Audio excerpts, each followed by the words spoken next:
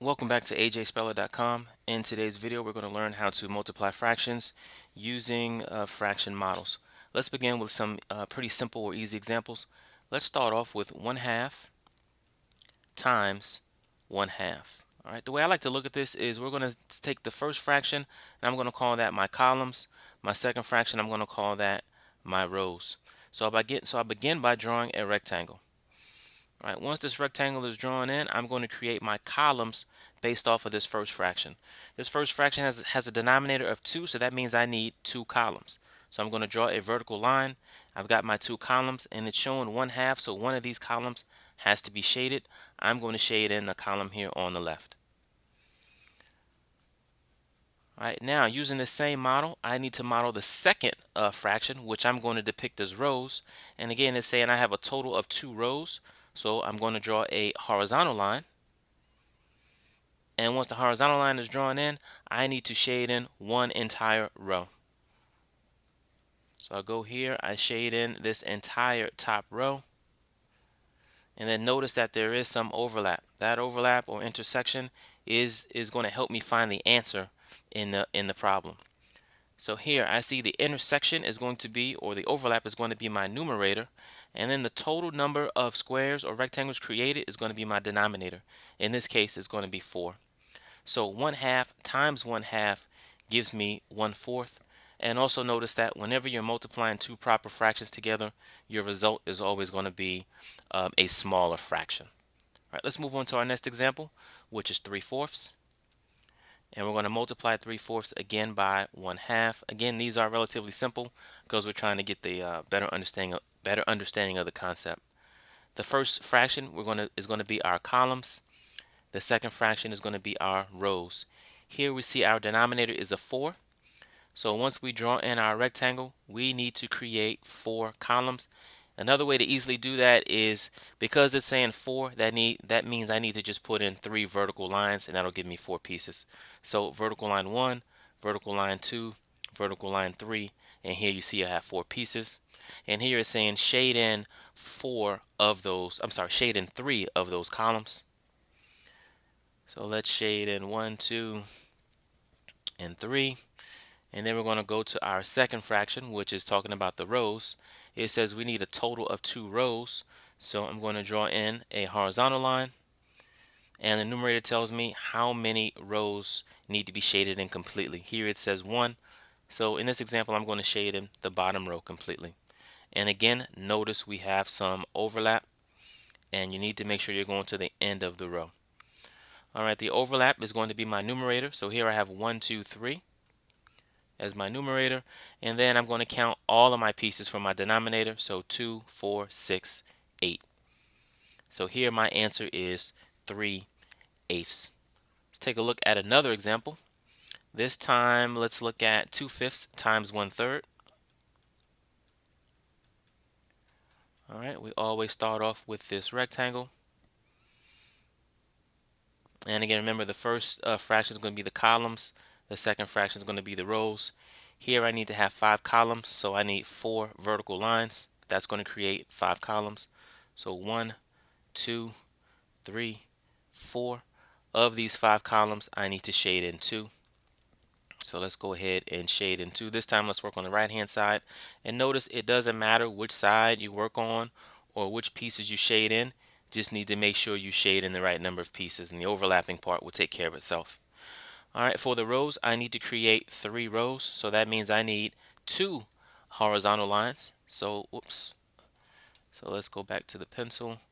So this here is horizontal line 1 and horizontal line 2.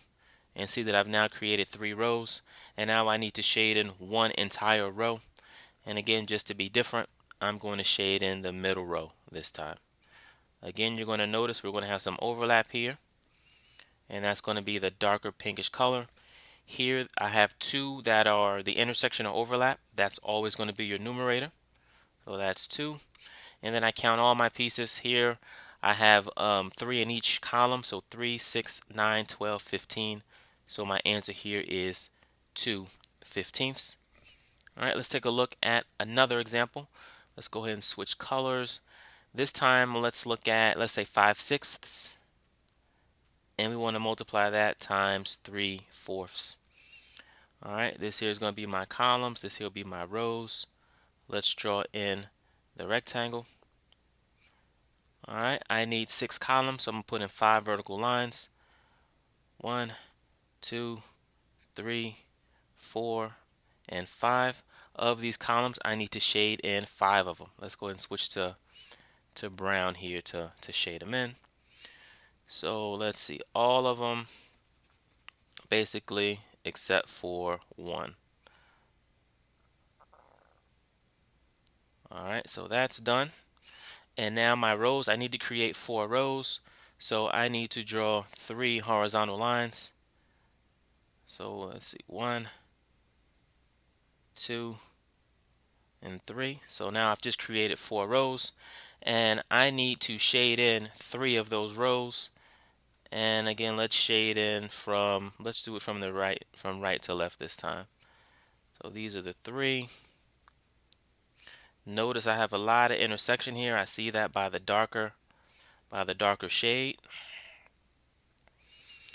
All right, and as I said earlier, this intersection is going to be the numerator. So I have 3, 6, 9, 12, and then 15. So here my numerator is 15. And then I'm looking for my total. It's 4 in each column, and I have 1, 2, 3, 4, 5, 6. So 6 times 4 gives me 24.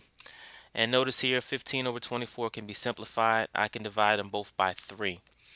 So 15 divided by 3 is going to give me a 5, and 24 divided by 3 is going to give me an 8. So here I see the answer is actually 5/8. All right, I want to do a couple more examples, but this time I want to start off with the picture and then, or the model, and then we're going to figure out what the two fractions should be. So let's go ahead and just draw in a rectangle. All right, once the rectangle is drawn in, let's do this. Let's make this many columns, and let's do some shading.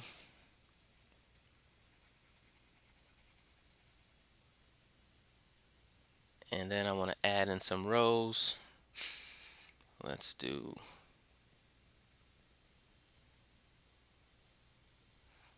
and then let's do some more shading. Let's do just these first 2 this time.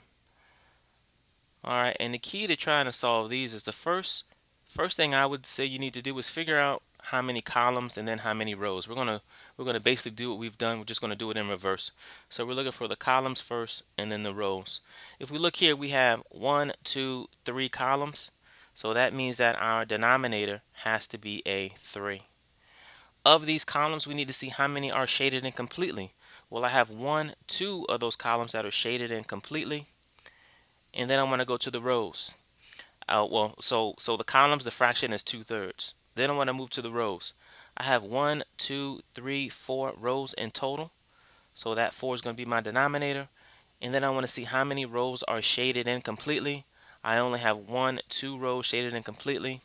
So I see that this model here represents 2/3 times 2/4. And then let's do one more with just the model. Let's say we have, all right, this here is our whole. All right, now let's just break it down the middle like that. And then let's do this. 1, 2, 3, and 4. And then let's do some shading. All right, let's shade all of this here. And then let's shade all of this here.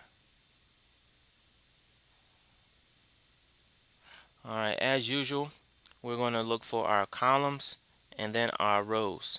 Here I have 2 columns in total, so that's my denominator. Of these 2 columns, only 1 column is shaded in completely, so 1 becomes my numerator. So I see my first fraction that I have here is 1/2. Next, I look at my rows. I have 1, 2, 3, 4, 5 rows in total. So that's my denominator. And then I have 1, 2, 3 rows that are shaded in completely. So that's a 3. So I see that that fraction is modeled as 3/5. All right, that sums up this video by Speller Tutorial Services. Please friend us on Facebook and also subscribe to our YouTube channel. And as always, thank you for watching.